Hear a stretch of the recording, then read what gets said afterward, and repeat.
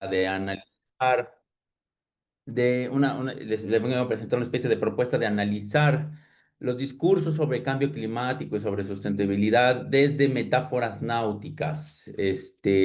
Y bueno, vamos a utilizar principalmente tres, hay más, pero vamos a analizar principalmente tres que van a ser muy interesantes para esto. Bueno, si... Si requieren mi correo, creo que lo puse al final de la presentación y pues ahí se los puedo pasar si quisieran mi correo por alguna razón. Y bueno, pues vamos a comenzar, ¿sale? Para empezar, pues bueno. Tenemos que entender que las alegorías de embarcaciones han sido utilizadas, pues como artefactos políticos desde hace muchísimo tiempo, ¿no? Primero que nada tenemos que entender qué es una metáfora, ¿cierto? Y bueno, esto pues lo podemos ver en metáforas que utilizamos todos los días. Hay metáforas en la vida cotidiana y las utilizamos para pues, un montón de cosas, ¿no? ¿Y qué es lo característica de las metáforas? Que las metáforas pues, nos permiten, en cierta manera, acceder a la comprensión, por ejemplo, de un objeto a través de una especie de comparación con otro. Y entonces, pues, cuando nosotros decimos cosas vamos a empezar con las metáforas, como que el gobierno de un estado es como pilotear un barco, pues nos permite ver ciertas características que tiene, por ejemplo, el ejercicio del gobierno de un estado, pero las metáforas también hacen otra cosa, que es a veces ocultar ciertas cosas, ¿no? ¿Por qué? Porque es verdad que en cierta forma, gobernar un estado tiene características similares con pilotear un barco, pero definitivamente no es lo mismo. Y entonces, si tomamos la metáfora absolutamente en serio, podríamos estar olvidando qué es lo que ocultan las metáforas. Es decir, las metáforas, por un lado, nos permiten acceder a ciertos significados, pero por otro lado, ocultan otros. Las metáforas de barcos han sido utilizados desde los tiempos antiguos pues, para hacer metáforas para hacer, perdón, como artefactos políticos. La más conocida, yo creo, es la metáfora del barco de Platón, que la encontramos en el libro 6 de la República, si no me equivoco, y que pues lo que hace justamente es comparar el gobierno de la polis, el gobierno del Estado, con el gobierno de un barco. ¿Y qué es lo que nos dice justamente? Pues bueno, ahí hay una gran historia muy interesante, justamente retoma uno de los, sin decirlo, retoma uno de los, de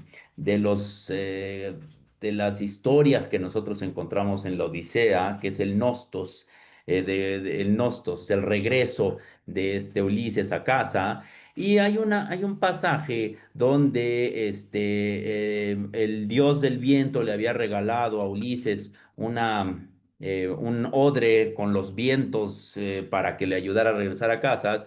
Y pues ya cuando iban a llegar, los tripulantes se ponen celosos y dicen, no, es que este cuate tiene un montón de riquezas y todo, y entonces toman el control del barco, abren el odre y pues justamente eso es lo que los pierde. Los vientos los pierden por 20 años. No, por otros 10 años, justamente en los mares, en el mar Mediterráneo. Y entonces Platón retoma esta idea de la rebelión de la tripulación en el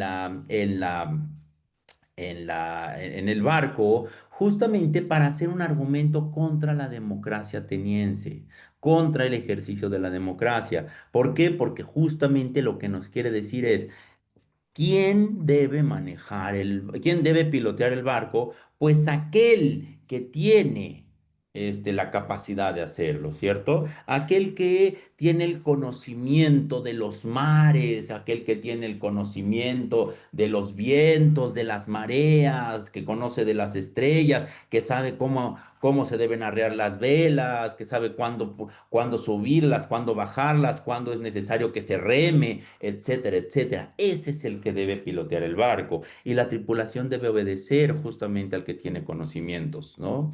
Ese es el argumento de Platón. Y entonces Platón nos presenta el mismo argumento donde está una tripulación que se rebela contra el barco, contra el capitán, y pues justamente lo amarra al capitán, ¿no?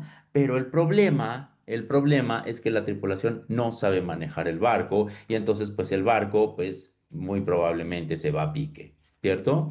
Entonces vemos cómo es un artefacto político, ¿sí? Un argumento contra la democracia. En la pantalla están viendo ustedes, por ejemplo, una de las ilustraciones de la nave de los necios de Sebastián Brandt, ¿no? Y la nave de los necios, justamente, pues es una alegoría de la humanidad, pero la humanidad y de la iglesia institucionalizada que justamente no sabe llevar a la humanidad por los caminos de Dios, por los caminos sí, pues, o sea, acercarlo justamente a una vida religiosa y acercarlo a través pues, del conocimiento de las cosas de Dios y todo lo demás. Y entonces justamente lo pone como la nave de la estulticia, la nave de la necedad, la nave de los necios o la nave de los locos.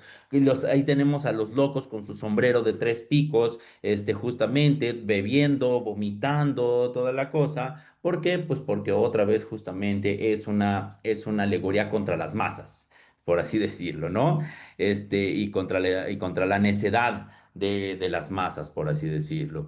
Y así tenemos diferentes, alegorías. Y a mí me gusta mucho un texto de Michel Foucault, justamente, donde retoma la etimología de la palabra gobierno, porque gobierno viene de Kibernein y Kibernein es timón o el timonel, ¿sí? Y entonces,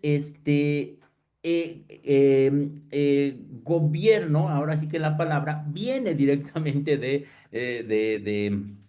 gobernar un barco, ¿no? De ser el timonel de un barco. Y entonces él nos habla de la gubernamentalidad. ¿Qué es la gubernamentalidad? Justamente nos dice Foucault, es la correcta disposición de las cosas por parte, pues bueno, por parte de alguien en un estado. Dice, ¿qué significa gobernar un barco? ¿No? Espérame. Ay, me perdí tantito. Así.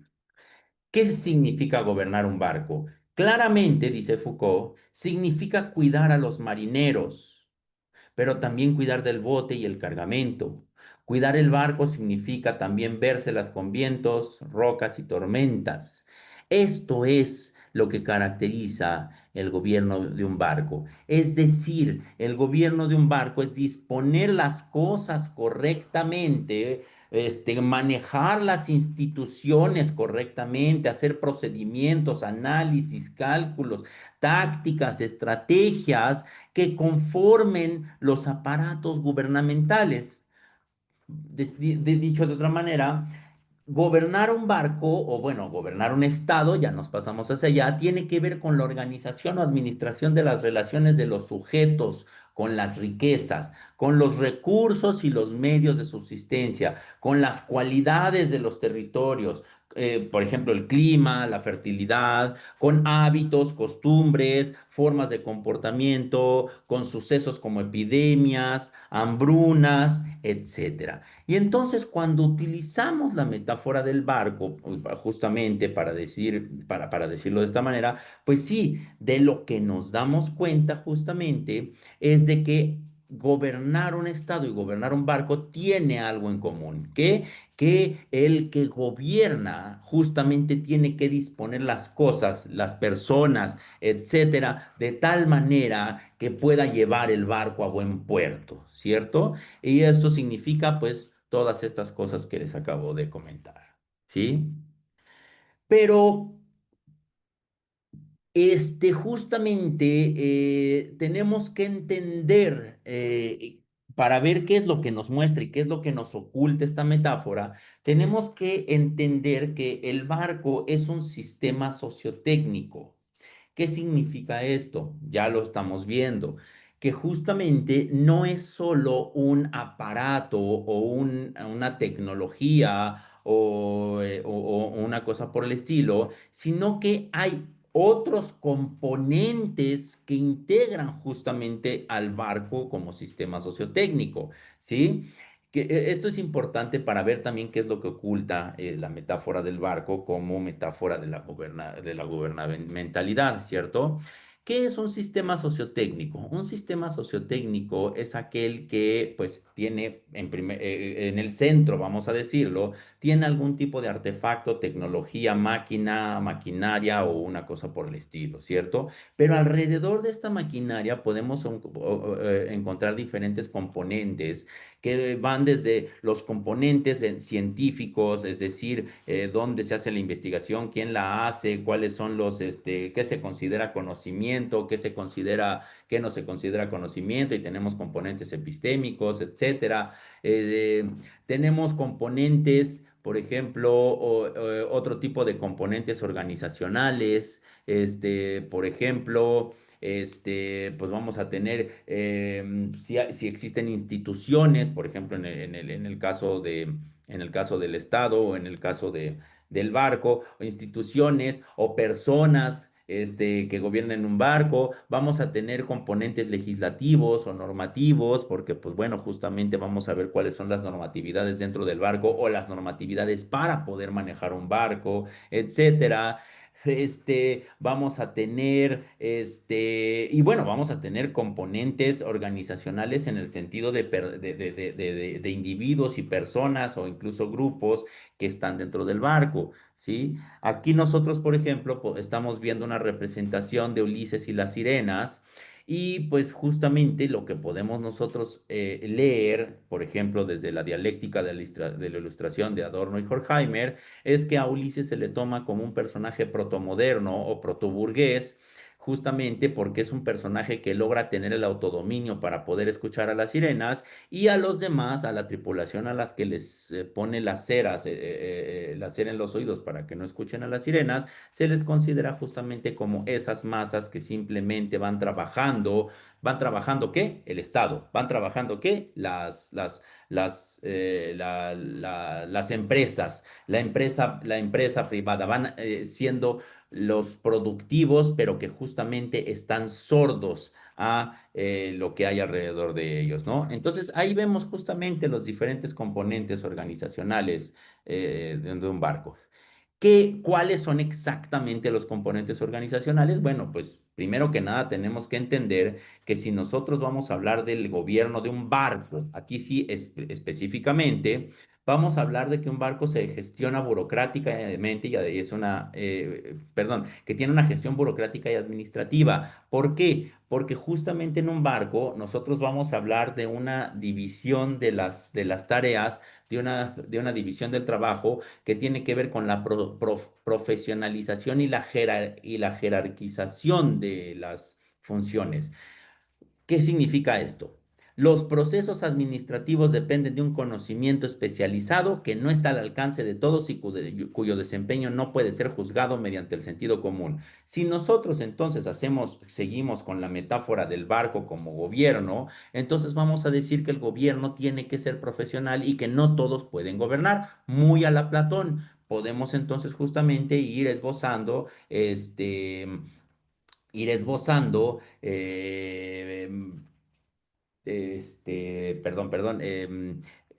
posturas antidemocráticas o de democracia como rebajada, así como light, ¿no? Y bueno, también la compartimentalización de las funciones. Las burocracias estatales funcionan con relativa independencia uno de las otras. Es decir, tenemos que dividir las funciones para que cada quien haga lo que le corresponde, muy a la manera de Platón, donde la justicia corresponde justamente en que cada quien haga lo que le corresponde realizar, justamente, ¿no? Y bueno, déjenme entonces tomar una pausa con esta introducción acerca de lo que es la metáfora justamente de la gubernamentalidad y qué tiene que ver con el gobierno de un estado, para poner justamente esta imagen. Esta imagen que se llama The Blue Marble o la canica azul es muy relevante junto con otra que justamente se llama Earthrise, o el nacimiento de la Tierra, una cosa por el estilo, porque que son del 1972. Earthrise es un poco antes, si no me equivoco, pero justamente se toman en esta época. ¿Y qué es lo que hacen? Explotan la conciencia sobre los problemas ambientales e impulsan los nacientes movimientos ambientalistas. ¿Por qué justamente? Esto me parece muy interesante. Vean la imagen. Son de las primeras imágenes donde nosotros podemos ver la Tierra desde el exterior, o sea, desde el espacio, ¿cierto? ¿Y qué es lo que vemos? ¿Sí? Y eso es lo que despierta esta conciencia ambiental. Vemos sistemas cerrados, es decir, sistemas donde pues no hay inputs más que pues el input más externo de la Tierra es pues los rayos del sol. Y entonces pues ahí podríamos decir que se queda el sistema cerrado, los rayos del sol y la Tierra. Y pues uno que otro meteorito que de repente le cae a la Tierra y toda la cosa, ¿no? Y pues hasta ahora no han sido lo suficientemente importantes como para, bueno, excepto por los dinosaurios, pero bueno, justamente lo que se dan cuenta es de que la Tierra es un sistema cerrado, ¿sí? Y eso es bien relevante porque justamente, pues de ahí sale una serie de estudios. Vamos a empezar, por ejemplo, con los estudios, bueno, y con la conciencia ambientalista, las diferentes declaraciones. Tenemos Estocolmo, etcétera, y tenemos un estudio muy interesante que se hace en 1971, tal vez un poquito antes, creo que de esto, pero que se llama The Limits to Growth, y lo hace justamente el Club de Roma. Y este estudio de los límites al crecimiento es muy interesante porque lo que nos dice es que el crecimiento poblacional y el crecimiento económico son insostenibles, ¿sí? Y bueno, en 1971 ya nos estaban diciendo que si queremos justamente tener pues una economía sostenible y sí, o sea, que justamente si no queremos tener una catástrofe ecológica, en 1971 teníamos que empezar a pensar en el crecimiento cero, ya en 1971, ¿cierto? Y eso pues es bastante grave porque pues hasta la fecha no hemos hecho otras cosas, ¿no? Y entonces se plantea la teoría de los límites al crecimiento, que ha tenido diferentes reformulaciones, ¿no? En el 2009, Rockström y su equipo en Estocolmo hacen una investigación sumamente interesante sobre los límites planetarios, ¿cierto? Los límites planetarios que pues ellos los plantean como nueve, ¿cierto? Y bueno, aquí ya les dieron otros nombres, pero bueno, vamos a tener la integridad de la biosfera justamente, y cambio climático, nuevas entidades le llaman, justamente la cuestión del ozono, la carga de aerosoles atmosféricos, la acidificación de los océanos, los ciclos biogeoquímicos, bueno, el cambio de uso de agua y el cambio de uso de suelo. Y bueno, lo de la integridad de la biosfera es también lo de la biodiversidad, ¿cierto? Y bueno, justamente en 2009 nos advierten de que ya nos habíamos pasado, bueno, ¿qué son los límites planetarios exactamente? No lo he explicado, perdón. Justamente son esta especie de límites que no debemos exceder si queremos justamente no entrar en un punto de no retorno. Es decir, si queremos estar operando dentro de un espacio seguro. Y justamente ese espacio seguro sería este espacio verde.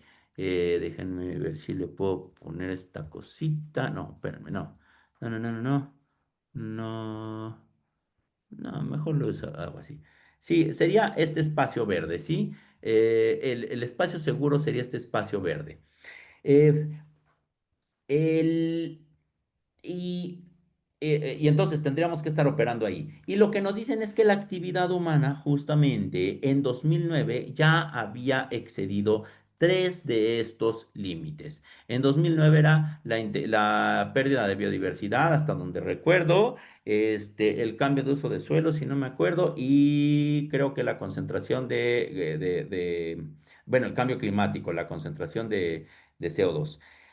En 2015 se vuelve a hacer el estudio y nos habíamos pasado ya por cuatro de nueve. Bueno, todavía había una mayoría. Se hizo de nuevo el estudio en 2023 y ya nos excedimos justamente por seis. Seis de estos. Estamos ya operando en seis de estos espacios en un espacio operacional no seguro. Eso es lo que nos dice Rockstrom y su equipo, justamente.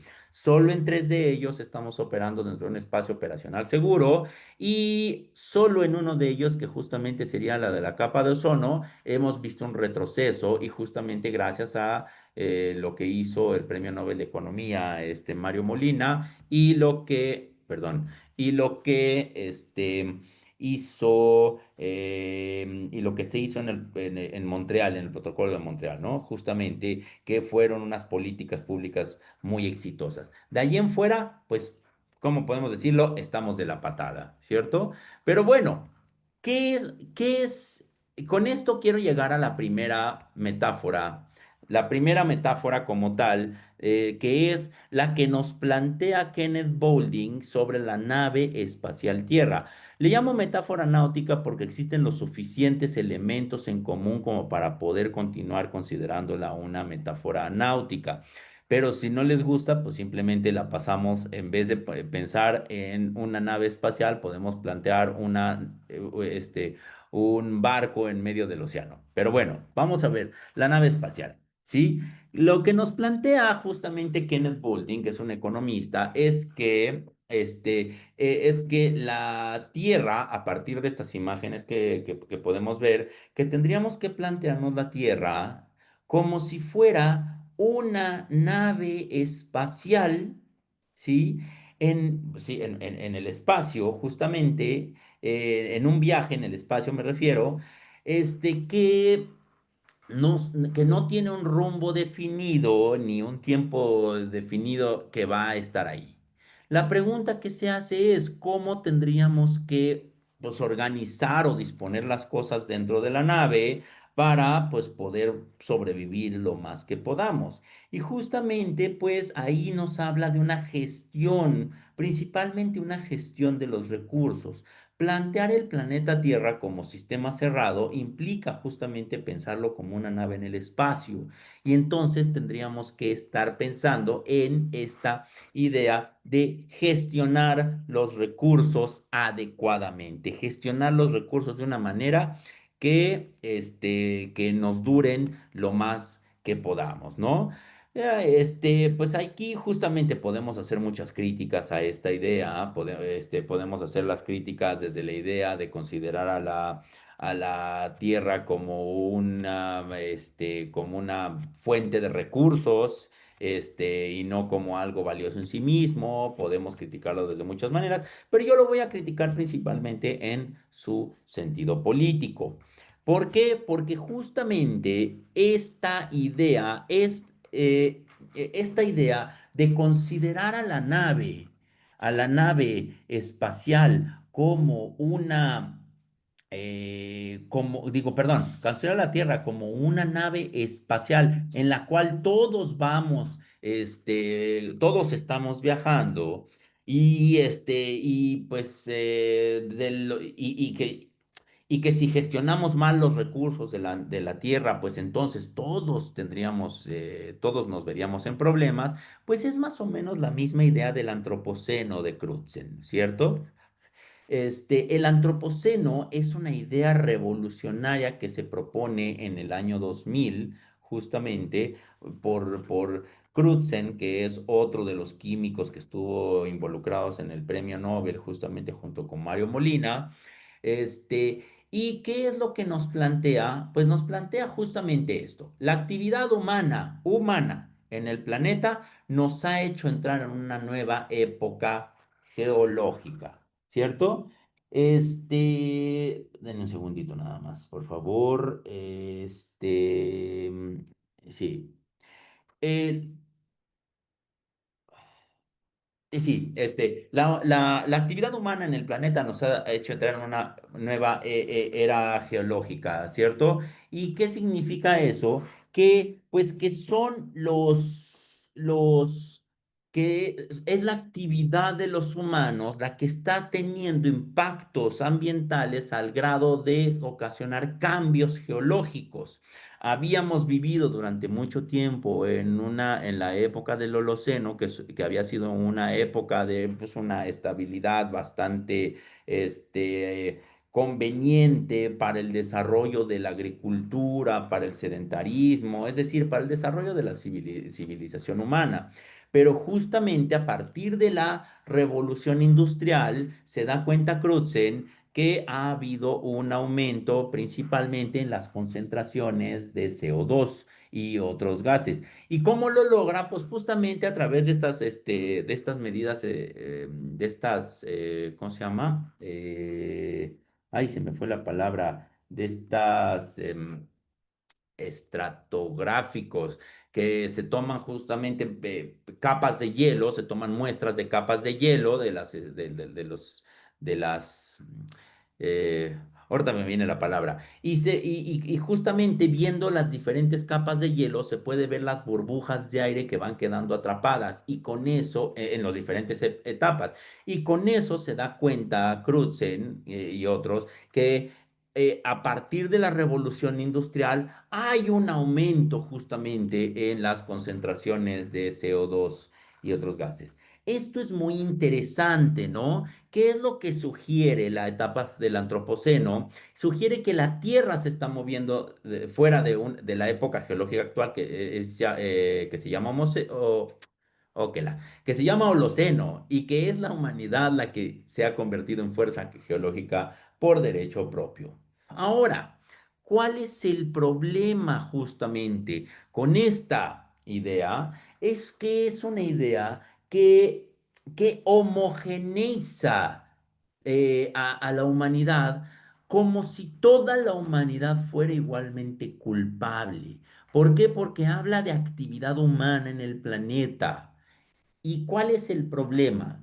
Que justamente hay una socialización de las responsabilidades ante la crisis ecológicas causada por beneficios disfrutados privadamente o por algunos que otros individuos. Vamos a verlo de esta manera, ¿sí? Pensemos, ¿por qué la revolución industrial es aquella en donde se ve que hay un aumento en la cantidades de CO2? Pues porque Inglaterra principalmente, pero vamos a hablar de Europa, justamente tiene un proceso de industrialización. Y este proceso de industrialización está atado a una forma específica de explotación de la naturaleza y de producción de la riqueza. Explotación de la naturaleza, explotación del trabajo humano y apropiación del trabajo humano y de producción de la riqueza, justamente. Entonces, pues,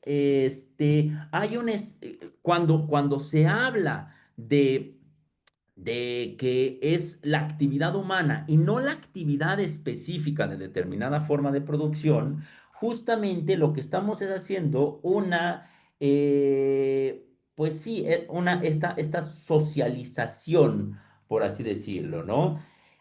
¿Cuál es el problema? Que este tipo de discursos son los que toman diferentes instancias internacionales, como el Fondo Monetario Internacional, el Banco Mundial, etcétera, y por el contrario han hecho una inversión de la culpa. ¿Por qué? Porque hemos conocido esta idea desde hace mucho tiempo de que son los países sobrepoblados los que son los causantes del deterioro ambiental.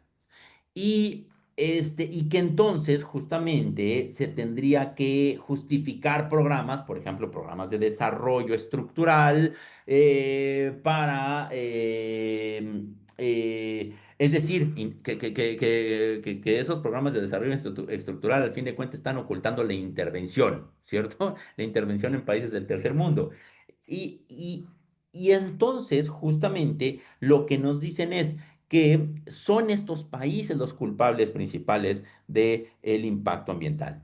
Seamos honestos, una familia de 3 personas en Estados Unidos, ¿sí? Tiene mucho mayor, y pensemos en Nueva York o en Los Ángeles, tiene mucho mayor impacto ambiental que una familia de 2 en Chiapas, ¿sí?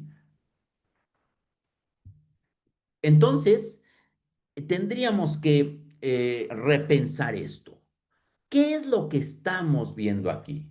Una despolitización de la economía o despolitización o económica, ¿cierto? La lógica del antropoceno trata los problemas ambientales como problemas económicos de relación entre capacidad de carga de un entorno y su población. Es decir, la lógica del antropoceno es una lógica neomalthusiana. ¿Qué es esta del neomalthusianismo? Pues Malthus, justamente otro economista, nos planteaba que un entorno tiene una cierta capacidad de carga y que cuando excede esta cierta capacidad de carga, se vienen dos cosas, o una serie de catástrofes que justamente van a reducir la población a la capacidad de carga del entorno, o una serie de políticas, hablando de poblaciones humanas, para reducir justamente estas capacidades de carga. Normalmente se menciona a Malthus nada más en este sentido, como muy naturalista, pero no se menciona justamente sus políticas aporofóbicas, es decir, contra la pobreza. No se mencionan sus políticas justamente por ejemplo, cuando nosotros pensamos en Elrich con su libro de la bomba poblacional, no se mencionan su apoyo a políticas, por ejemplo, de esterilización o de planificación familiar, que nosotros sabemos muy bien lo que significan las políticas de planificación familiar para los países del tercer mundo. Significa la esterilización de grupos racializados y la afectación principalmente en mujeres, ¿cierto? Los problemas de explotación del medio natural y apropiación del trabajo de otros son relativos al ámbito privado, al oikos, como si fuera el hogar, y por tanto carecen de interés público, político y de visibilidad. Hay un ocultamiento de las relaciones de dominación y de subordinación. Esto es importante que lo aclaremos, justamente, ¿cierto? Cuando, no, cuando tú llegas a pedir un trabajo, por así decirlo, agarra a tu empleador y te dice, pues mira, aquí tenemos un contrato que tú vas a firmar libremente y yo voy a firmar libremente.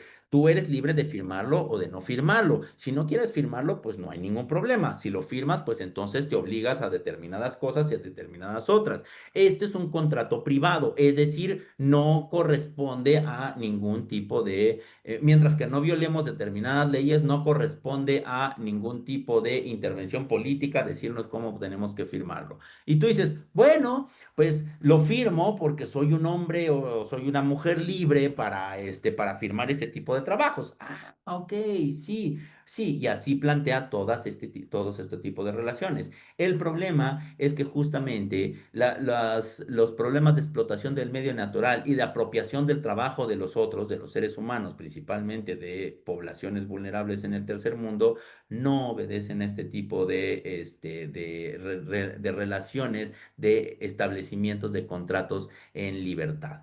¿Cierto? Y entonces lo que hace este tipo de despolitización es un ocultamiento de las relaciones de dominación y de subordinación. ¿Cuáles son los problemas de interés político? Los que definen los hombres, y pongo hombres con toda la intención, ¿no? Que participan activamente en un espacio público y estos problemas conciernen a toda la humanidad, ¿sí? Ah, ok. Entonces, los hombres blancos, burgueses, heterosexuales, etcétera, definen de antemano en qué van a consistir los problemas públicos y políticos que van a discutir en un espacio creado por hombres blancos, etcétera, etcétera, etcétera. Y nos dicen que son problemas que conciernen a toda la humanidad. Error. Justamente, filósofas como Nancy Fraser y otras han criticado, por ejemplo, a John Rawls o a Jürgen Habermas por estos espacios masculinistas y burgueses que son los que se crean como espacios políticos, ¿sí? Entonces, ahí es donde estamos viendo qué onda. ¿Qué pasa justamente entonces? Que definen qué sí va a ser de interés político o público y qué no va a ser de interés político público, es decir, qué queda en el espacio de loicos. Y justamente en muchas ocasiones lo que queda en el espacio de loicos es aquello que más nos interesaría que fuera de interés político, ¿sí? Por eso justamente el feminismo plantea su sentencia de que como, como dice, de que lo privado es político, siempre se me olvida exactamente cómo lo plantean, pero justamente por eso plantea esta idea, ¿no? Porque justamente lo que nos dice es lo que ocurre dentro de la casa, lo que ocurre dentro del hogar, lo que ocurre dentro de las relaciones domésticas o de las relaciones emocionales, etcétera, tiene un carácter político. ¿Sí? Y entonces lo que tendríamos que hablarnos es de quién es el hombre del que habla el antropoceno, porque entonces lo que tenemos es una ficción metonímica de coincidencia entre un tipo de hombre blanco, burgués, etcétera, y la humanidad. Esta despolitización de la economía es típicamente burguesa. Bueno, típicamente burguesa y masculina. Viene desde la separación de oikos y polis de Aristóteles, donde justamente a lo político correspondía a la polis, a lo que es el ámbito público, y al oikos correspondía justamente la administración de la casa. La administración de la casa que se daba por parte del señor, el hombre, el dominus, que de ahí viene la cuestión del dominio, etcétera, etcétera. Y el hombre tenía la facultad de gobernar a las personas de la casa de diferentes maneras, a los esclavos de manera despótica, a las mujeres de manera aristocrática y a los niños de manera monárquica, justamente. Pero entonces veamos lo que quiero decir. Dentro de la casa se despolitizan las relaciones. ¿Por qué? Porque se ven justamente como relaciones de administración de recursos y de personas. ¿Sí? También en Thomas Hobbes tenemos una separación importante. ¿Por qué? Porque justamente lo que vamos a tener es un estado de naturaleza donde tenemos derecho a todo lo que querramos, ¿sí? Y donde se dan justamente estas relaciones de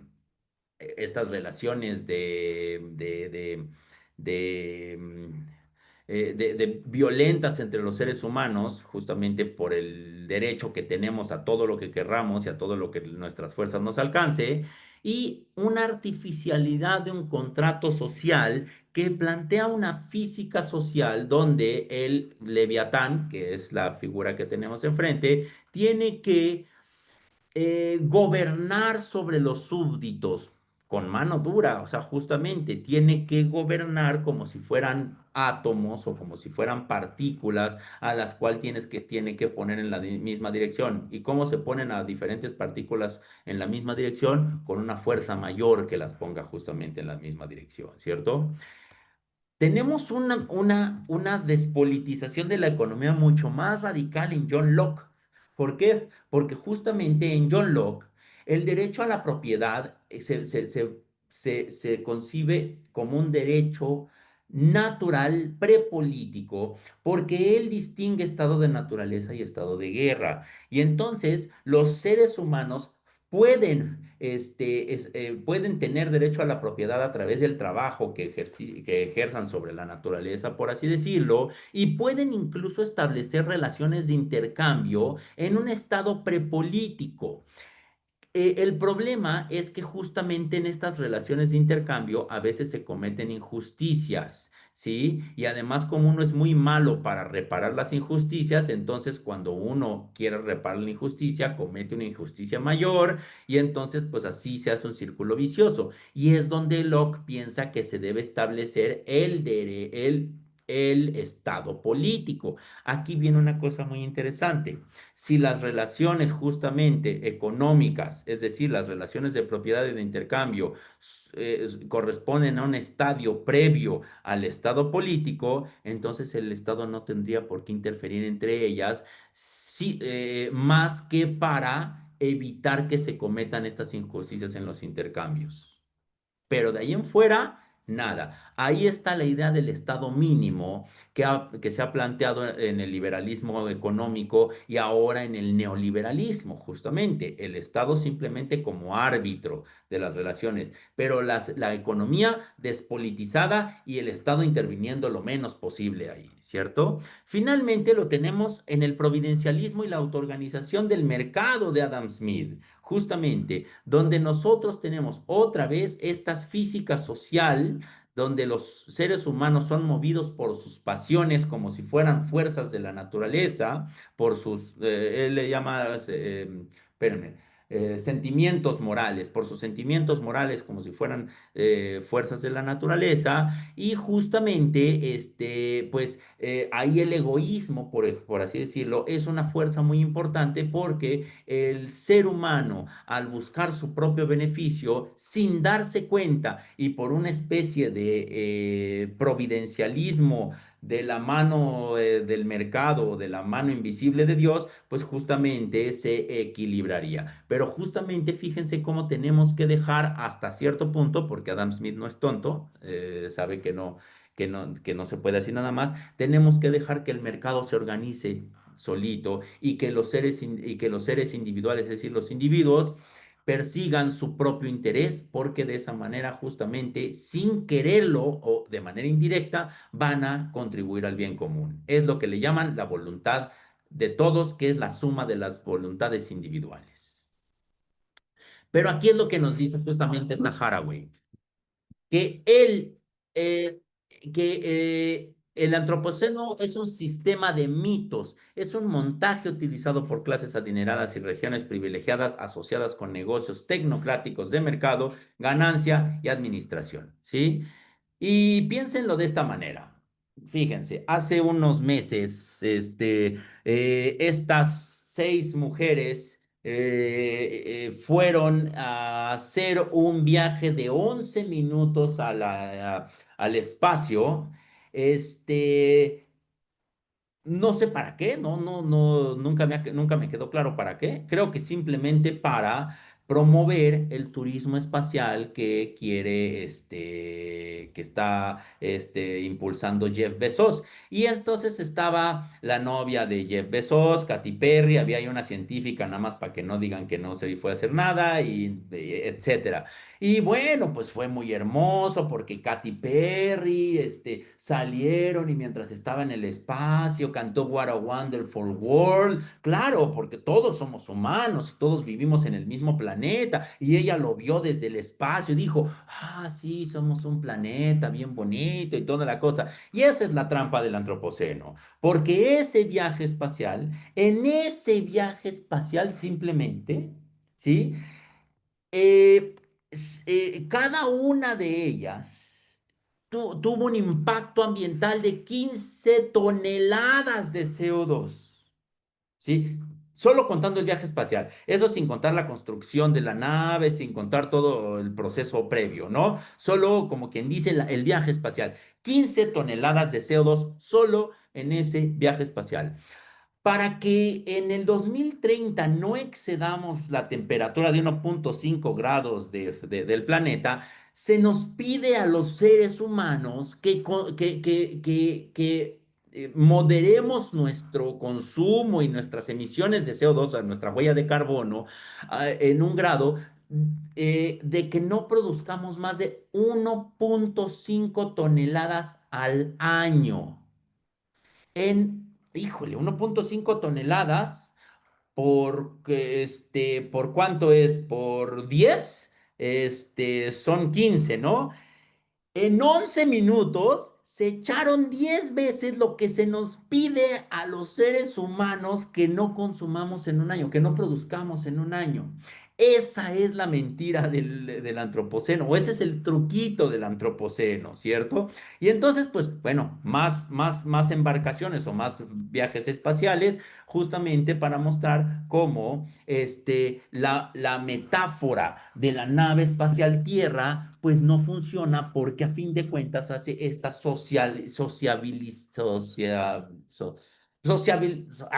me fue la palabra, esperen. Ay, caray, ¿cómo se dice? Dice socialización de las responsabilidades y privatización de los gozos justamente de los daños. Al rato vamos a hablar de eso, ¿no?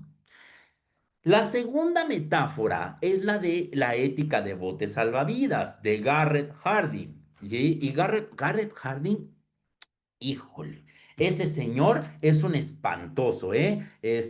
Ahorita les voy a decir exactamente por qué, pero sí, ese señor sí es un espantoso. Solo déjenme ponerme por aquí para ética de botes salvavidas. Sí, exactamente. Acá anda, sí. Bien. Bueno, ¿qué es lo que nos dice Garrett Harding? Sí, no, definitivamente la metáfora de Kenneth Boulding no nos sirve. No, es inadecuado pensar en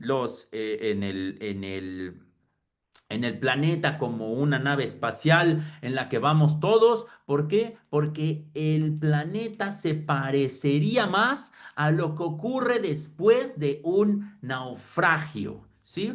Y entonces nos pide que imaginemos esto, ¿sí? Imaginemos que estamos en un naufragio. Ahí está, el Titanic, ¿no? Se acaba de hundir el Titanic y ¡guau! Hay toda la cosa. Y pues todos recordamos la película, ¿no? Y entonces estamos ya en los botes salvavidas, ¿sí? Y nosotros nos encontramos en un bote salvavidas que vamos a decir de primera clase, ¿sí? En un bote salvavidas de primera, donde nosotros tenemos espacio en el bote salvavidas para 60 personas y somos 50 personas, ¿sí? Tenemos recursos para 60 personas y somos 50 personas, ¿sí? Y bueno, allá en el mar hay otros botes salvavidas, ¿sí? Y también hay gente nadando, pidiendo que la rescaten, ¿cierto? En los otros botes salvavidas, pues están repletos de gente que se ha subido o gente que se subió sobrepoblado ese bote salvavidas desde el principio, justamente, y entonces pues está cayendo la gente, se les están acabando los recursos, los botes están a punto de hundirse, etcétera. Y entonces nos dice Garrett Harding, ¿a cuántas personas estaríamos dispuestos a subir al bote salvavidas? Al nuestro, a nuestro bote salvavidas de primera clase. ¿A cuántos? ¿A cuántos? A ver, alguien que se anime a decirnos, ¿a cuántos subirían?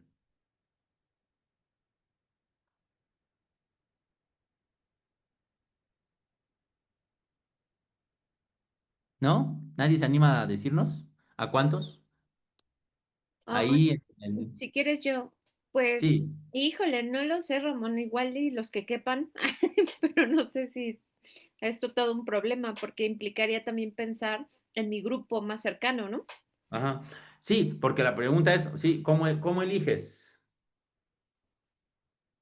O Sí, sea, porque, va a depender, ¿no? De si es mi familia, si son mis amigos, no sé, o sea, depende de la relación que yo tenga con esas ujú, personas para poderlas elegir. sí, sí, y entonces empezamos con una cosa de, primero de cercanía, luego de que si sirven para algo, si no sirven, si son niños, si son eso, si son lo otro. Y luego también la pregunta es, oye, ¿y cómo le vas a evitar si empiezas a subir gente, cómo vas a evitar que las demás gente se suba?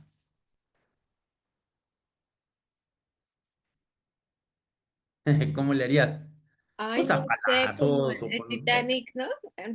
Recuerdo ¿Eh? la película de Pues esta de es que Leonardo DiCaprio y cómo aventaban a la gente, ¿no? cómo aventaban a la gente, exacto. O sea, justamente la película, esa parte es muy buena porque pues todos la traemos acá, ¿no?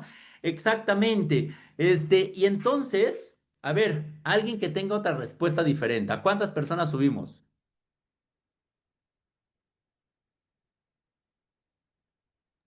Otra vez ¿A la pregunta. a cuántas personas subimos? Alguien que tenga otra respuesta diferente, que diga, no, espérame, yo pienso diferente.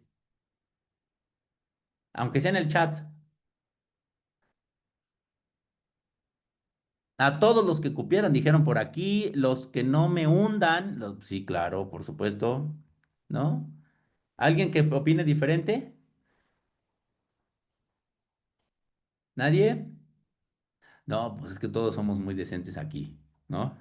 Pero justamente este ejercicio lo hace Garrett Harding en este sentido de la teoría de juegos. La teoría de juegos, pues justamente es una teoría que pues se trata de pues, obtener el mayor beneficio y el menor daño, por así decirlo.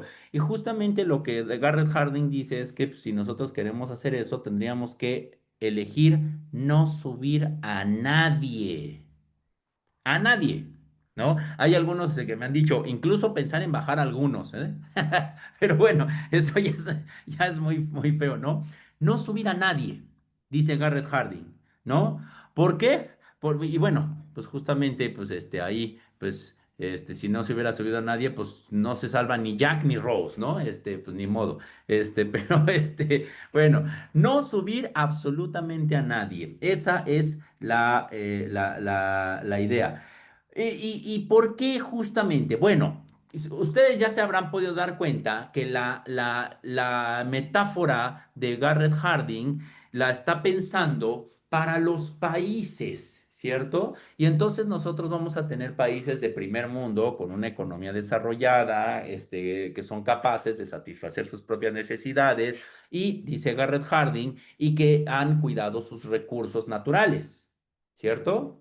Y tenemos por el otro lado una serie de países, países de tercer mundo, países subdesarrollados, países pobres, como quieran llamarlo, que han sido irresponsables, dice Garrett Harding, que han dejado que haya un crecimiento poblacional exagerado, que han dejado que haya que hay un crecimiento poblacional exagerado, que han malgastado sus recursos y que tienen un problema justamente poblacional y ambiental. ¿Por qué? Pues porque han tenido un impacto fuerte sobre esos recursos. Y entonces, dejar que las personas migren, esa es la idea. Es una política antimigratoria. Dejar que las personas migren, por ejemplo, de los países del tercer mundo a los países del primer mundo, dice Garrett Harding, es tratar los recursos privados del primer mundo como si fueran recursos comunes de todos. Y eso es lo que él dice, no. Es decir, para ponerlo en términos actuales, los países del tercer mundo quieren expoliar a los países del primer mundo. ¿Les suena parecido a alguien que de ahorita? ¿No les suena así como el eco de algún señor de pelo anaranjado que está ahorita con un problema de pederastia y toda la cosa? Si les suena, es justamente porque sí existe una relación entre Garrett Harding y el señor anaranjado. ¿Cuál es esa relación? Justamente uno de los think tanks de los que salen las ideologías justamente antimigratorias de Trump, Garrett Harding, y que bueno, y que cuyo dirigente es amigo de Trump o ha sido amigo de Trump, bueno, Garrett Harding estuvo dirigiendo ese think tank durante mucho tiempo, ¿sí? Y entonces sí, efectivamente, pues, ¿qué es lo que está haciendo Garrett Harding con eso? Pues una justificación de la barbarie capitalista. Así, simplemente. ¿Por qué? Porque vamos a pensarlo, en un momento. Si nosotros partimos de este momento sin considerar el pasado, pues es cierto que hay países que pues tienen una mejor gestión de recursos o que tienen cuyos entornos ambientales están más protegidos y hay países que están sobrepoblados y que pues tienen problemas ambientales fuertes, que tienen sus recursos han sido expoliados, etcétera, etcétera. Sí, es que eso pues no lo podríamos negar si simplemente lo tomamos de manera puntual. Y Garrett Harding nos dice, es que no importa el pasado, porque el pasado ya no va a ser que la justicia y la y lo que sea. No, es que sí importa el pasado, justamente. ¿Por qué? Porque tendríamos que preguntarnos cómo, por ejemplo, cómo es que las personas que están en el barco de primera clase llegaron a ese barco, en primer lugar, ¿no? Siempre me acuerdo de la escena esa de Titanic, donde está el malo de la película, y pues compra o quiere comprar su lugar en el Titanic, ¿no? Y al principio a los de primera clase le dicen, sí, claro, pasen, pasen, pasen. ¿Por qué? Porque justamente hay ahí un proceso de injusticia histórica, ¿no? Y entonces eso es lo que no estamos justamente viendo, ¿no? Eh, eh, mm, bueno, pensémoslos de esta manera, ahora con el mundo, justamente. eh, Cuando nosotros pensamos en la economía mundo, no estamos pensando en esta especie de feudos como Garrett Harding, donde Estados Unidos tiene sus recursos y los cuida y quién sabe qué, y China tiene los suyos, y India tiene los suyos, y México tiene los suyos, ¿no? No, por supuesto que no. Esa es una postura absolutamente ingenua. De lo que estamos hablando en la relación entre estados es de una economía mundo, donde justamente los estados pues adquieren una especialización en los procesos productivos de la economía mundo. Es decir, hay una circunscripción de los estados por su localización en un sistema interestatal en el que juegan funciones condicionadas por factores de producción, ¿sí? Pensemos en México, ¿sí? Quiero que pensemos en México. México, antes de la era neoliberal, que comienza principalmente con Miguel de la Madrid y luego con Carlos Salinas, México tenía una industria, por ejemplo, de trenes, producíamos trenes, teníamos una industria de vacunas, teníamos algunas que otras industrias importantes, ¿cierto? Y de repente se nos vendió la idea de que esas industrias no eran rentables, de que justamente era un gasto estatal y quién sabe qué, porque eran industrias del Estado, es a lo que me refiero. Pemex ha sido de las que han sobrevivido y toda ahí, expoliada, ¿no?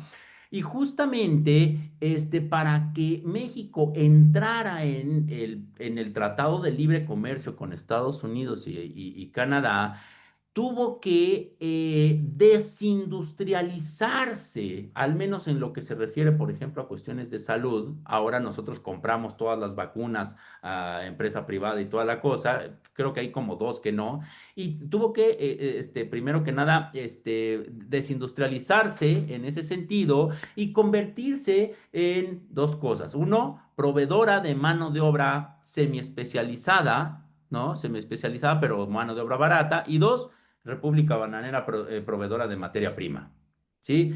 Eso fue la circunscripción que se nos dio, por ejemplo, a México. Pensemos en países como, bueno, yo siempre pongo el caso del Congo. El Congo, porque el Congo es uno de esos países donde tenemos coltán, tenemos cobalto, tenemos un montón de riqueza minera, pero tenemos un estado títere y una explotación de los recursos a partir por las mineras. ¿Por qué? Porque esa es la circunscripción que se le ha dado en la economía mundo, ¿cierto? Y entonces, eh, ¿qué es lo que vamos a ver? Justamente aquí vamos a ver que, pues que en muchas ocasiones ni siquiera son los estados como tal los que deciden acerca de estas circunscripciones, sino el flujo de capitales en espacios transnacionales, ¿sí?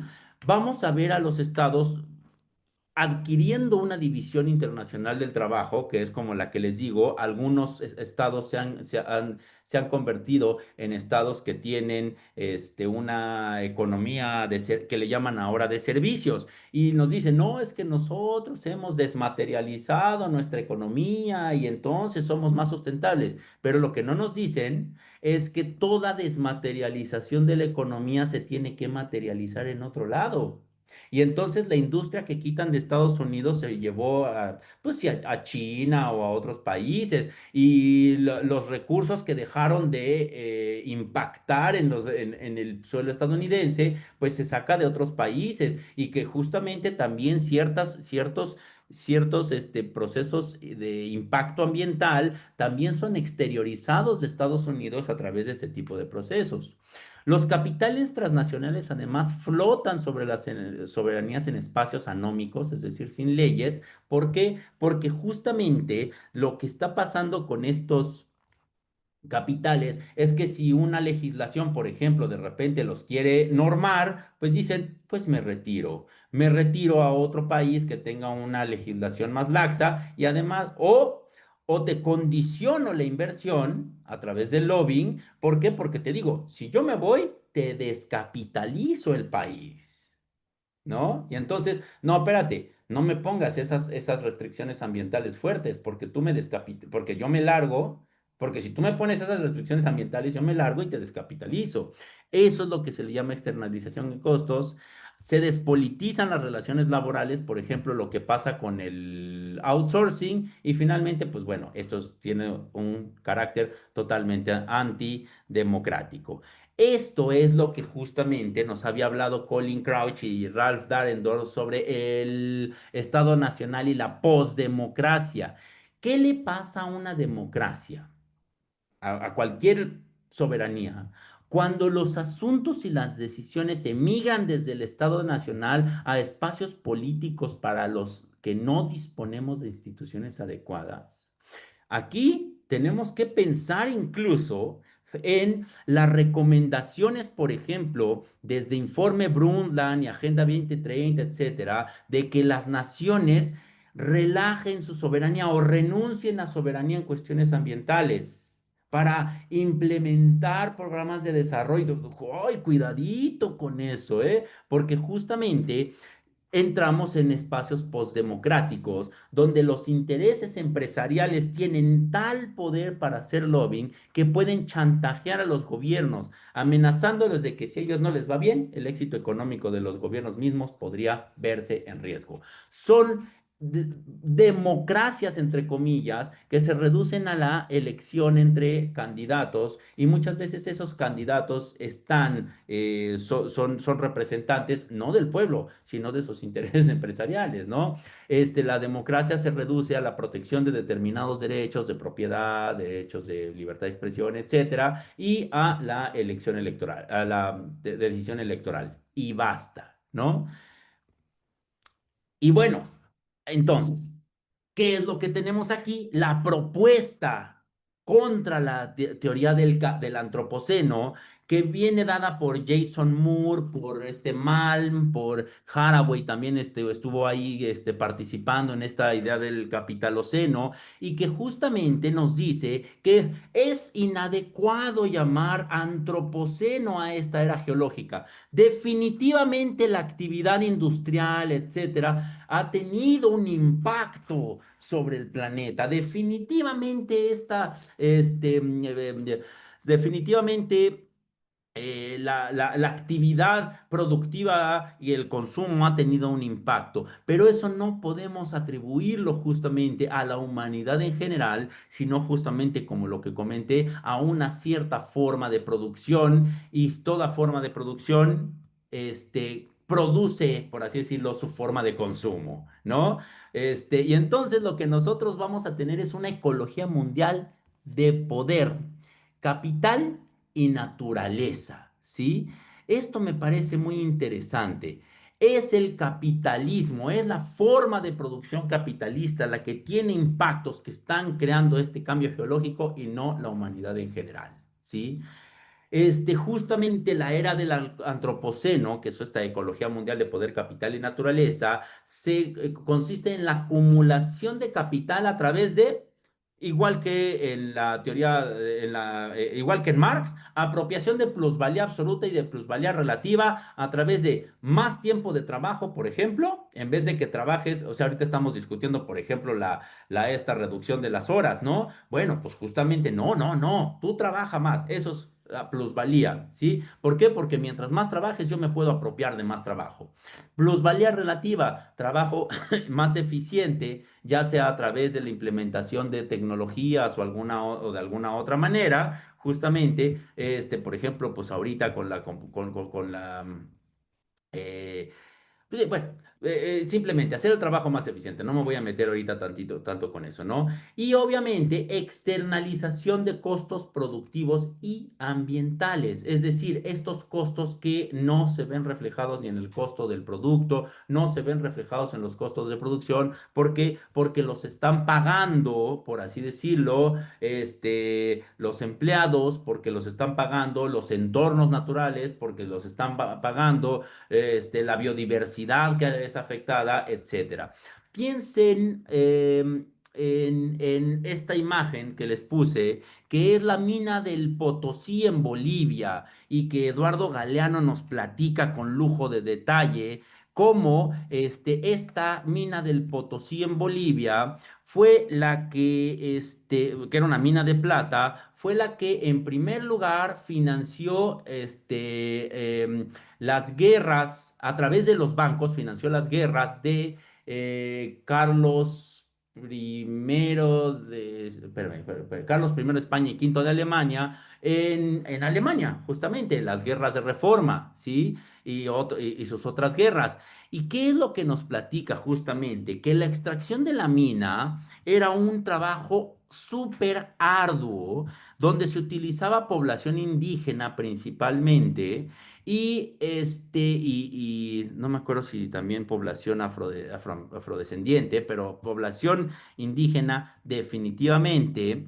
Y la población indígena moría, pues tenía una esperanza de vida trabajando ahí muy corta por dos razones principalmente. Uno, pues por el arduo trabajo, por los gases que se respiran, cuando se libera, etcétera, o sea, todo lo que se mete, y también porque para el proceso de separación del mineral, o sea, justamente para obtener la plata pura, se utilizaba mercurio, y entonces, pues el mercurio, pues es súper venenoso y ese tipo de cosas. Entonces, pues justamente en esos procesos es donde, pues, nosotros tenemos esta bueno, y ahí además la apropiación absoluta de la plusvalía, porque pues, a los indígenas no se les pagaba nada, ¿cierto?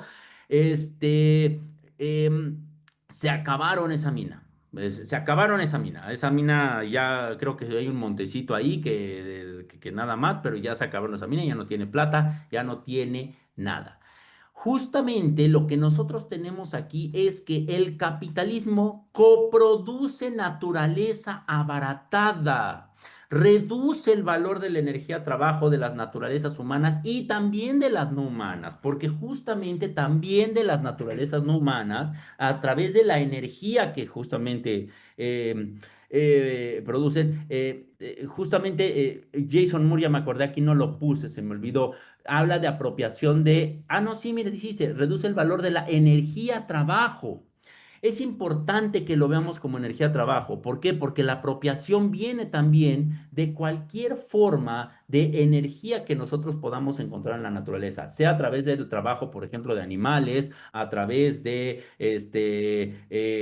pues bueno, hidroeléctricas, etcétera, etcétera. Pero cualquier forma en la que nosotros nos podamos apropiar de lo que podríamos hablar un trabajo de la naturaleza, eso es lo que hace el capitalismo también. Entonces, justamente denunciar esta geoadministración de Estado de imperios es una manera de combatir también la explotación ambiental que se produce de esta manera, ¿cierto? Bueno, ¿qué hora es, Ay, creo que me voy a saltar estas porque ya, no me va a dar tiempo. Me parece muy interesante, esto sí quiero decirlo, me parece muy interesante, que entendamos, una cuestión. A veces se piensa y se dice que así como se dijo con el COVID-19, que el COVID-19 era democrático y que el cambio climático es democrático porque nos va a afectar a todos por igual, porque justamente nadie nos vamos a salvar del cambio climático, ¿cierto? Y dices, bueno, sí es verdad, porque pues a todos nos afecta, porque todos vivimos en un planeta, porque todos vivimos en un mundo, ¿sí? Y de repente, eh, esta consideración, que creo que es una consideración adecuada, pues nos deja pensando, oye, ¿por qué? ¿Por qué ciertos sujetos, principalmente los grandes, los grandes poseedores de capital, como Jeff Bezos, como Elon Musk, etcétera, ¿por qué se comportan como si a ellos no les afectara, ¿no? Y bueno, es que sí, a ver, va, spoiler alert, ¿no? Porque pues ni modo, va con spoiler, ¿no? Pero pues es una película muy vieja y entonces si no la han visto, pues es su culpa. Pero bueno, justamente, hay una película que me encanta, donde parecería que así se comportan estos sujetos, justamente, que se llama They Live, no sé si la conocen. Es una película de John Carpenter de serie B, pero que se convirtió en un superclásico. Y es este personaje que, si mal no recuerdo, se llama Nadie, igual que Ulises cuando ataca a Polifemo. Pero bueno, se llama Nadie. Y está buscando trabajo simplemente, ¿no? Y llega a una especie de comunidad donde pues le dan trabajo y toda la cosa. Pues después del trabajo pues se reúne con esta comunidad, ahí toman el cafecito, porque son como, pues, como homeless, ¿no? Y entonces toman el cafecito y toda la cosa. Y de repente llega una redada de policías a esta comunidad y se empieza a llevar a todos y se empieza a llevar unas cajas, ¿no? Y se les olvida una caja y él se esconde y de repente dice, pues, ¿por qué se llevan estas cajas? Abre la caja y se encuentra unos lentes muy cool y así se los pone, ¿no? Y va caminando pues por la calle con sus lentes cool y de repente se da cuenta que, por ejemplo, en los espectaculares, si se ponen los lentes, dice cosas como, obedece. ¿No? Y si se los quita, dice cosas como, ten tus vacaciones, y quién sabe qué. Y luego de repente veo otro espectacular y es de una mujer muy guapa y toda la cosa y todo, y se los pone y dice, reprodúcete, ¿no? Y así cosas por el estilo. Y luego va y en las revistas pasa lo mismo. Lo que más se impresiona es cuando de repente se ponen los lentes y empieza a ver que ciertos sujetos, principalmente las fuerzas del orden, como la policía, o ciertos sujetos muy bien vestidos, así con tacucha y toda la cosa, son una especie de alienígenas reptilianos, ¿sí? Que son como estos que están acá, ¿no? Por eso aquí se pone a Trump como si fuera este alienígena reptiliano, porque híjole, sí se comporta de esa manera, ¿no? O sea, pues ahora con todo lo que está haciendo. ¿no? Sí, sí parece que se comporta de esa manera. El chiste es que, bueno, él logra infiltrarse ahí en una reunión de estos alienígenas reptilianos junto con otro cuate, toda la cosa, y empieza a hacer un desastre así con su escopeta, pues bueno, finalmente tenía que ver la acción y toda la cosa, y al final de cuentas se da cuenta que esta serie de alienígenas reptilianos, una cosa por el estilo, lo que están haciendo con sus empresas y con toda la cuestión de la contaminación y todo ese tipo de cosas, es terraformar la tierra, o sea, transformar la tierra para poder habitarla. Es decir, estaban a través de la contaminación y ese tipo de cosas creando un ambiente adecuado a estos alienígenas reptilianos. Claro, porque pues John Carpenter nos está diciendo, gente como Trump, que ahorita está saliéndose de todos los tratos y está haciendo quién sabe qué tanta cosa, o Jeff Bezos, que está promoviendo el turismo espacial, pues parece que se comportan como si quisieran terraformar la Tierra, como si se comportan, fíjense, no solo como si no, si como si el impacto ambiental no les afectara, sino como si les beneficiara, ¿no? Y es que les beneficia. Claro, a largo plazo no, pero a corto plazo les beneficia. Y eso es lo que nos están diciendo con esto, con la cuestión del capitaloceno, ¿sí? Que justamente se están viendo beneficiados. ¿Por qué? Porque es un hecho. ¿Quiénes son los más afectados por el cambio climático? Los que menos responsabilidad tienen del cambio climático, es decir, justamente las personas que viven en el tercer mundo, mujeres, niños, etcétera, las personas pobres, las personas que viven cerca de ríos, mares, etcétera, y justamente que no tienen los recursos para pagar bomberos privados para que les apaguen su incendio forestal, como los de California, ¿no? Que no tienen los recursos para ese tipo de cosas. Sí, efectivamente, eso es lo que estamos viendo. Y por el contrario, justamente el modo de vida y el modo de producción que está provocando los cambios benefician a la reproducción de un estilo de vida que no ve los impactos del cambio climático y que no los va a ver sino hasta más avanzado el proceso. Yo estoy seguro que sí los va a ver, pero no en la inmediatez. No en la inmediatez. Y por eso justamente se comportan como si fueran este tipo de reptilianos. La otra hipótesis es que sí sean reptilianos, ¿no? Pero bueno, esa la vamos a descartar o porque no traje mi gorrito de aluminio hoy, ¿no? Entonces, por eso. Bueno. Y aquí es donde entramos a justamente esta idea. Ya hablamos un montón de estas cosas, pero justamente hablamos de la matriz de la colonialidad. ¿Por qué? Porque justamente ya cuando hablamos de esta economía mundo, ya cuando hablamos de esta apropiación justamente de recursos, de la externalización de costos, no lo podemos entender sino a través de un proceso de colonialidad, no de colonialismo. Justamente la colonialidad son estos procesos similares a los del colonialismo, pero cuando el colonialismo ya no existe legalmente, ¿cierto? La matriz de la colonialidad tiene graves efectos sobre excolonias en tanto actúa mediante estados o capitales externos que operan en connivencia con las élites gobernantes, lo que Pablo González Casanova llama colonialismo interno, para la apropiación de la mano de obra. Fíjense, ¿eh? El control de la naturaleza y los recursos naturales, el control de la autoridad local o nacional, el control biopolítico, anatomopolítico y de la subjetividad y el control de la producción y la circulación del conocimiento.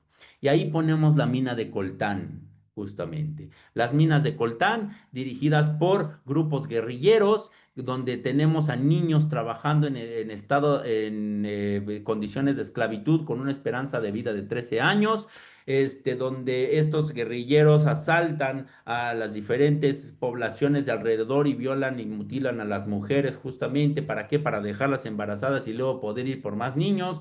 Las minas de coltán tienen un impacto ambiental fuertísimo por los procesos de lixiviación, principalmente en el hábitat del gorila, etc. No, o sea, es un desastre humanitario, ecológico, etcétera, ¿no?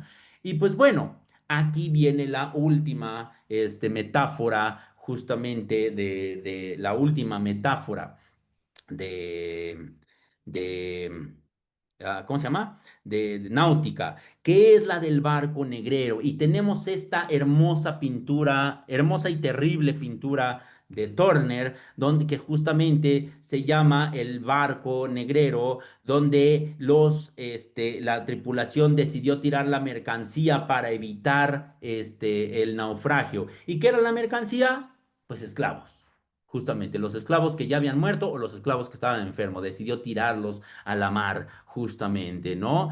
¿Y qué es lo que nos quiere decir Malcolm Ferdinand al citarnos esta obra de Turner y al decirnos que el barco negrero es la metáfora la metáfora para pensar una ecología decolonial? Nos dice, sí, volvamos a pensar que sí vamos en un barco. Sí, sí es cierto que vamos en un barco porque todos vivimos en un solo planeta. Ya vimos que justamente no nos funciona la idea de los botes salvavidas. ¿Por qué? Porque la economía y ahora también la ecología son economía y ecología mundo.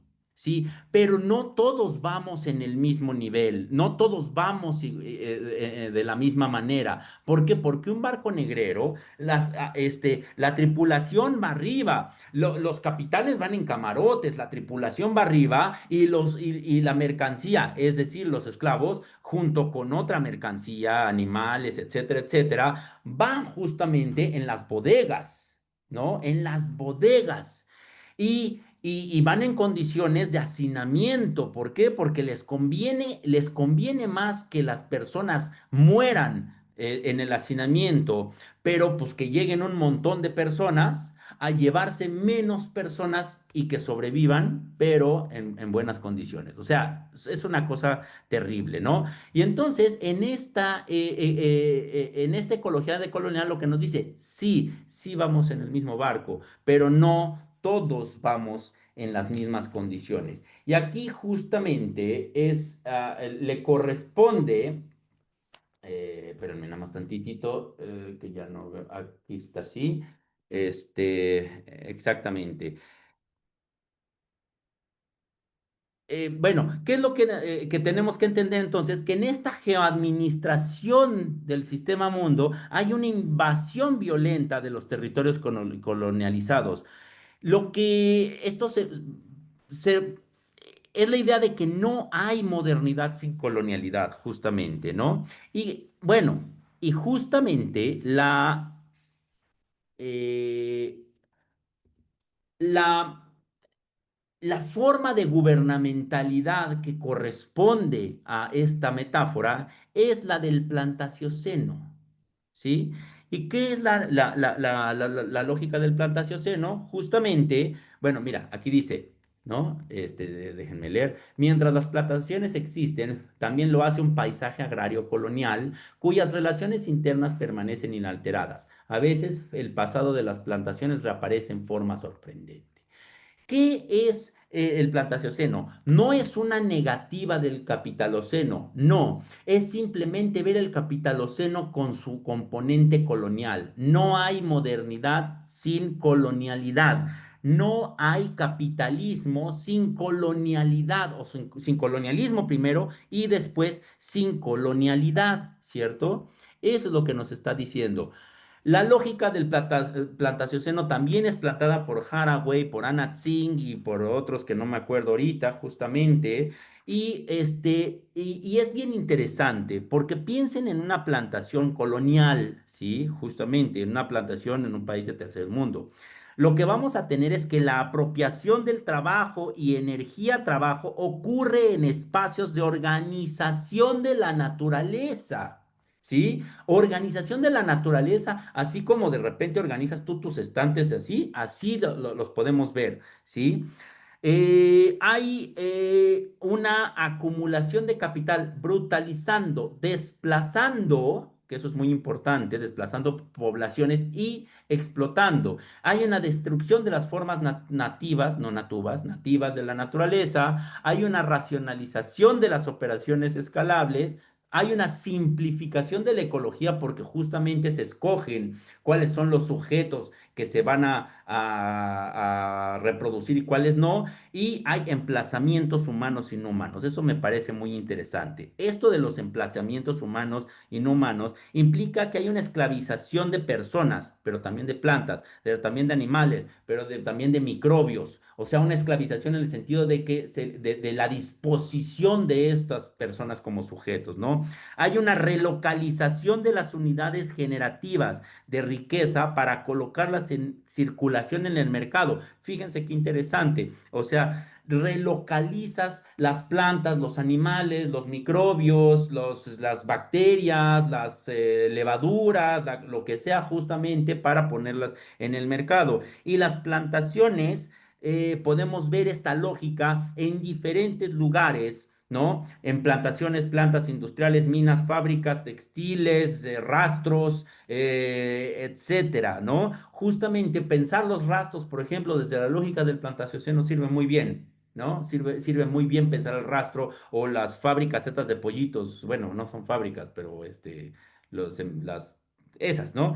Pues, sirve muy bien, ¿no? Y bueno, justamente me parece muy interesante, ya acabamos con esta, eh, pensamos en justicia ambiental, híjole, es bien difícil pensar en qué sería la justicia ambiental. Pensemos primero que nada justamente en qué es la injusticia ambiental. Hemos planteado qué es la injusticia ambiental justamente en estos casos. No buscamos un concepto de justicia ambiental, ¿por qué? Porque corremos el riesgo de la universalización, corremos el riesgo de dejar ciertas cosas fuera. Pero partimos de la vía negativa como la que nos plantea Luis Villoro, justamente un diseño en negativo de la idea de justicia. ¿Dónde no se da la justicia y por qué no se da la justicia? Porque así justamente partimos de la patente ausencia de justicia para pensar en qué podría consistir justamente la justicia ambiental. Yo aquí le dejo, bueno, no, ¿me queda tiempo o no? Sí, me queda un Sí, tantitito tiempo. Eh, Hay una historia que me parece muy interesante justamente para pensar este tipo de cosas, y es la de Yusra y Sara Mardini. Justamente ellas eran unas nadadoras profesionales en Siria antes de la guerra de Siria, y cuando ocurrió la guerra de Siria se vieron obligadas a mudarse. No a mudarse, ojalá fuera a mudarse, no, lo dije mal. Se vieron obligadas a migrar ilegalmente a través de Turquía, o sea, diferentes, a través de Turquía, y querían llegar a la isla de Lesbos. En ese trayecto, la embarcación, que era un bote como esto, se quedó sin motor, el motor se descompuso y pues estaban en una decisión, pues en una situación bastante similar a la que pudimos ver con la de botes salvavidas, ¿cierto? Porque pues, ¿qué se hace en ese caso? ¿No? ¿Qué es lo que hicieron Yusra y Sara Mardini? Se ataron unas cuerdas a- al cuerpo, se echaron al agua y nadaron por más de 4 horas, si no me equivoco, hasta que llegaron a la isla de Lesbos, jalando a toda la embarcación, y salvaron a todos. No se pusieron a escoger a quién salvar y a quién no. Salvaron a todos. Creo que justamente tendríamos que pensar este tipo de situaciones para ver en qué podría consistir justamente la justicia ambiental.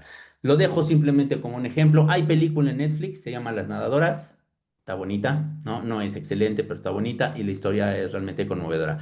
Una de ellas, no me acuerdo si fue Yusra o Sara, participó en las Olimpiadas, las siguientes Olimpiadas, en el equipo de la ONU, y pues bueno, no le fue muy bien, pero justamente creo que es una gran historia y un gran ejemplo, ¿no? Y bueno, una metáfora náutica más. Y pues bueno, muchísimas gracias. Ahí están mis correos, tanto el institucional como el personal, por si quieren escribirme, y les agradezco mucho. Muchísimas gracias, Ramón. Siempre es un gusto escucharte porque se aprende muchísimo con todo tu proyecto y con todo lo que estás realizando. Bueno, pues ahora sí, vamos a abrir el diálogo. ¿Tienen alguna pregunta, algún comentario, algo que quieran compartirnos al respecto de lo que nos acaba de mencionar Ramón? Adelante, con mucho gusto. Es muchísimo, o sea, es que pues, también me paso. ¿No? Fíjate, Ramón, bueno, para que en lo que se animan, estaba pensando en lo siguiente. Ah, hacían un comentario allí en el chat respecto a que daban las gracias por hacernos ver esta problemática económica y política respecto a la situación y no solamente que queda la responsabilidad en cada uno de los individuos. Pero me parece que van de la mano, ¿no? O sea, tampoco, no es solo los individuos o los sujetos, sino, y Mm. tampoco solo el capitalismo, porque el capitalismo por sí mismo, pues creo que no existe, ¿no? Somos nosotros los que llevamos pues la batuta sobre este sistema de producción. Ahora, respecto a este asunto, más bien creo que sería como un tema de ecología social o de responsabilidad ecológica, ¿no? Porque, bueno, no es la misma responsabilidad que pueda tener una persona que vive en un país pensando en estos términos desarrollado Mm. respecto a una familia o unas personas que viven en un país subdesarrollado, por ejemplo, ¿no? Entonces yo creo que allí sí hay como un tema importante, que sí, el sistema económico pues es dominante. Quizá la responsabilidad queda también en estas personas que tienen el Mm. poder, el dinero, todo, ¿no? Mencionabas algunos nombres por allí que me parece que está como muy claro. Pero al mismo tiempo, no puedo dejar de pensar que también está en nuestras manos el hacer, si tú quieres, ligeros cambios. No sé qué tanto, porque al final de cuentas nosotros estamos siendo educados con esa forma de producción, ¿no? Vemos la televisión, estamos viendo que ya está la nueva película, que vete y cómprate no sé qué cosa, y entonces corro rapidísimo a la plaza o al centro comercial a comprarme la última versión del iPhone o de lo que sea, ¿no? Entonces ahí voy. Entonces, me parece que no solamente son como esas telarañas que están por allá moviendo todas las piezas económicas, sino también nosotros tenemos como esa corresponsabilidad, aunque no de la misma manera. No sé tú qué piensas. No, o sea, creo que, como siempre digo, no, o sea, me dicen, bueno, pero entonces que ya no nos bañamos en 5 minutos, ya no, ya pedimos popotes en todas nuestras, con nuestras, Le digo, no, no, o sea, está bien, sigamos con las acciones pequeñas que suman, aunque sea poquito, ¿no? Pero, este, eh, es verdad, o sea, sí es verdad que nosotros tenemos cierta responsabilidad en cuanto a las formas de consumo, etcétera, pero también es verdad que la máquina capitalista en cierta manera trabaja de forma casi automática. Porque si nosotros quisiéramos agarrar y decir, no, pues sabes qué, yo ya no le voy a entrar a la forma de consumo capitalista, pues para empezar no podrías estudiar. Ya no. O sea, o sea, y pensemos en todas las cosas que no podríamos dejar de hacer si nos pusiéramos en una posición de ese tipo, ¿no? Entonces, la forma de producción, no es el consumo el que condiciona la forma de producción, es la forma de producción la que condiciona el consumo. Y es que siempre nos han vendido la cuestión al revés, ¿no? Como que es el consumo el que condiciona la forma de producción. No, yo creo que es justamente lo contrario. Ahora, ¿qué es lo que sí podemos hacer? Organizarnos políticamente. O sea, la cuestión es, sí, las acciones individuales, hagámoslas, no las dejemos. ¿Por qué? Porque sí, efectivamente, si tú agarras y de repente compras un popote y ese popote acaba en la nariz de una tortuguita, pues no está chido, ¿no? O sea, si podemos evitar ese riesgo mínimo, va, órale. Pero yo creo que la cuestión podría ser la organización política. Y con organización política no me refiero a entrar a un partido, no me refiero, si quieren también, si quieren también. Me refiero justamente a entrarle a alguna manera de combate, ya sea directamente en organizaciones ecológicas, etcétera, pero también puede ser justamente en sindicatos, puede ser a través de, o sea, que de alguna manera haya una forma de contrarrestar, ¿no? Y yo creo que ese es lo más importante. Váyanse aquí en Jalapa, donde estoy, que se van los de las cuencas del agua y meten ciertos, ¿cómo se llama? Recursos, ¿para qué? Para que no se haga una presa, o para que no se haga esto otro, o para que no se le dé concesiones de agua, que yo creo que eso es de lo que ahorita estamos sufriendo mucho, las concesiones de agua que se dan a los privados, etcétera, etcétera. Ese tipo de cosas yo creo que son las que, según yo, tienen mayor impacto incluso que las acciones individuales de bañarse en 5 minutos y ese tipo de cosas. No sé si con eso respondo o se me está yendo algo de lo que preguntas. No, está muy bien, muchas gracias. ¿Alguien más quiere hacer algún comentario? Mira, nos dice, también la MKT juega un papel importante en el proceso de consumo. MKT, ¿qué es MKT? La MKT, ¿qué es? Melchor, ¿nos quieres compartir tu comentario? ¿Es MKT? Ah, A Mercadotecnia, la sí, mercadotecnia. por supuesto, por supuesto. Mercadotecnia. Sí, sí, el marketing. Sí, ya entendí. Sí, sí. Por supuesto, pero eso es porque la. A ver, si quieres, Merchor creo que levantó la mano. No sé si quiera. Sí. si- Sí, buenas noches. Sí, buenas noches. Es con respecto, sí me escuchan, ¿verdad? Sí. Ok. Sí, mira, es con respecto precisamente a cómo nosotros como sociedad eh, compramos, consumimos, ¿no? Ujú. Porque una cosa es las necesidades que tiene la empresa para producir, o sea, el capital, Sí, por para supuesto. elaborar los productos y nosotros consumirlos, porque para eso tiene que consultar a la población las necesidades y los productos se elaboran de acuerdo a las necesidades de la sociedad. Y la sociedad, claro, nos dividimos en estratos. Ujú. Entonces, por ese lado, nosotros nos volvemos muy consumistas de Sí, todos los productos que se elaboran a nivel global. sí, Pero sí es importante pensar en que si nosotros trabajáramos en el concepto de la sustentabilidad o del consumo de necesidades propias para una familia, sin entrarle al ego del poder de la sociedad. O sea, pertenezco a esta clase social, por lo tanto debo de consumir esto. sí, Gano 40,000, 50,000 pesos quincenales, debo de consumir esto. ¿Sí? Mientras más se gana, sí, más se gasta. Y eso te ayuda precisamente la mercadotecnia a definir esos conceptos. Y nosotros tenemos que voltear a socializar a toda la población para poder consumir lo necesario, lo indispensable para el sostenimiento y la sustentabilidad de todos los recursos naturales, ¿no? Y de esa forma sí, pudiéramos, a través de esa concientización, generar una producción adecuada.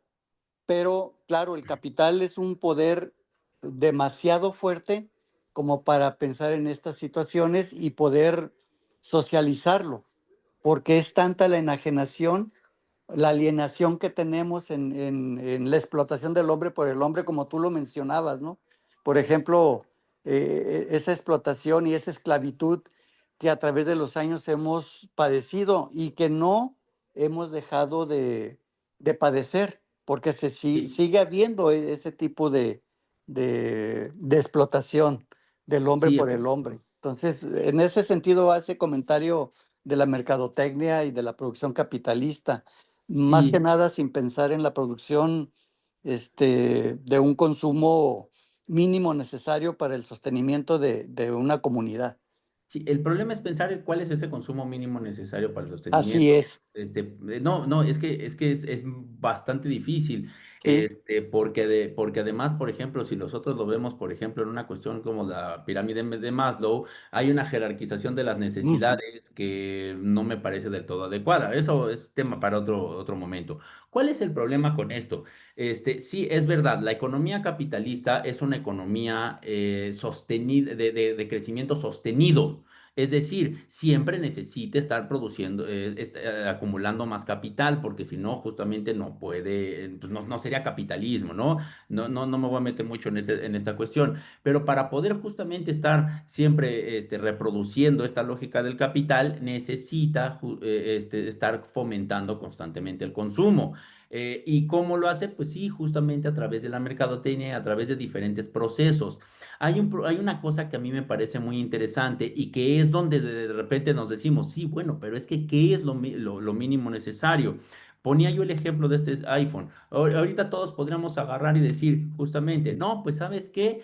Pues estas madres contaminan un montón. ¿Por qué? Porque aquí estás checando que tus correos y entonces los servidores y entonces el coltán y entonces la extracción de minerales, ya no los utilicemos.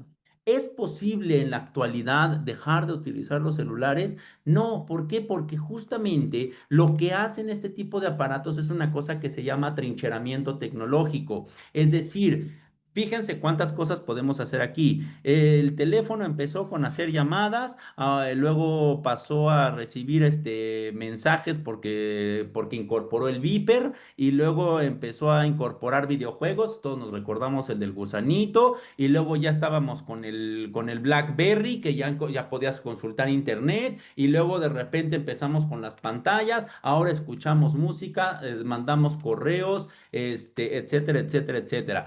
De esas cosas vamos a suponer que podemos prescindir de la música, podemos prescindir de los videojuegos y podemos prescindir de quién sabe qué tantas cosas, posiblemente, pero definitivamente esto se ha convertido en una herramienta de trabajo, se ha trincherado justamente con ciertas formas organizacionales y se ha trincherado a través de la incorporación de diferentes tecnologías en un solo dispositivo que además se conecta con otros dispositivos. ¿Por qué? Porque ya tenemos que tener el internet en casa. Antes, ya ese internet que conocimos los que estábamos en los noventas que hacía Wii.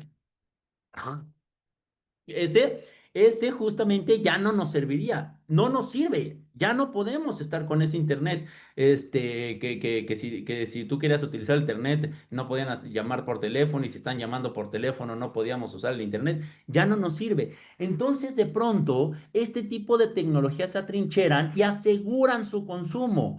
Lo mismo pasa con los combustibles fósiles. Se han atrincherado porque cuántas otras tecnologías y cuántos otros intereses no dependen de la producción de combustibles fósiles. Llegan, por ejemplo, agarran y van estos, ¿cómo se llama? Manifestantes que van y le avientan cosas a los cuadros y dicen, no, más petróleo. Y dices, híjole. Creo que, o sea, estoy de acuerdo con el espíritu de tu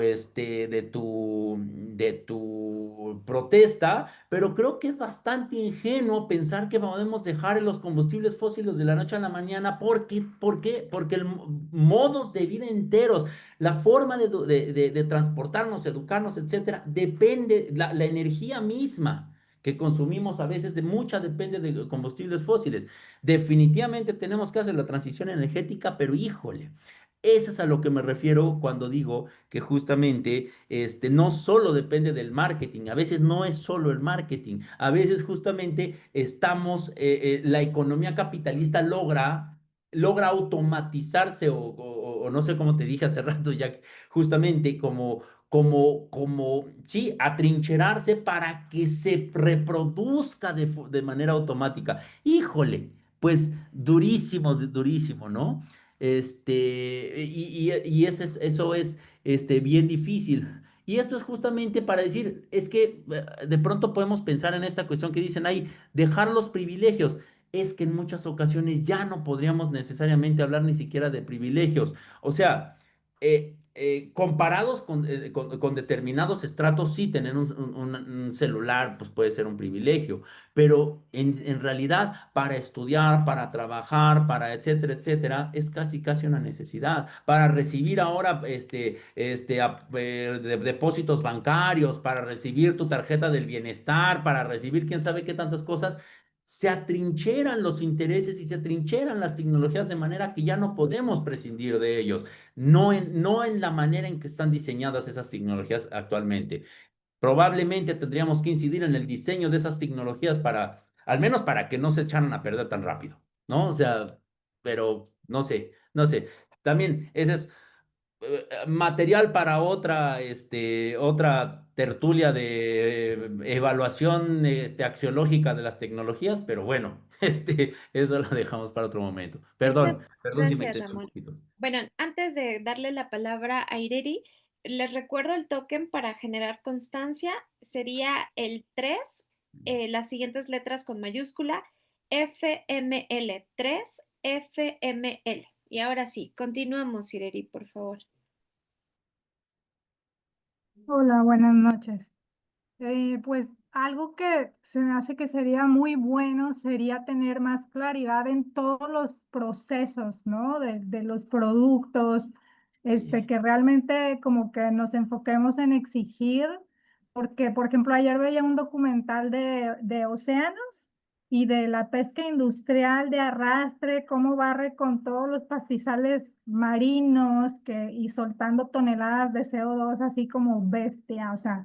Una sí, locura. Yo creo que mucha gente no tiene ni siquiera esa información, ¿no? Entonces, si todas las cosas tuvieran esa información de todo, esa claridad de todo lo que se necesitó, ¿no? Para que te lo comas o para que te lo pongas o lo que sea, pues sería como muy bueno, ¿no? Y siempre agradecer este espacio que también es precisamente como de compartir todos estos saberes, ¿no? Y todo esto para ir teniendo una mejor, este, sí. ya, se me fue la onda. No, no te preocupes. Mira, rápido. Hay instrumentos para eso. Se llama evaluación de ciclo de vida de un producto. ¿No?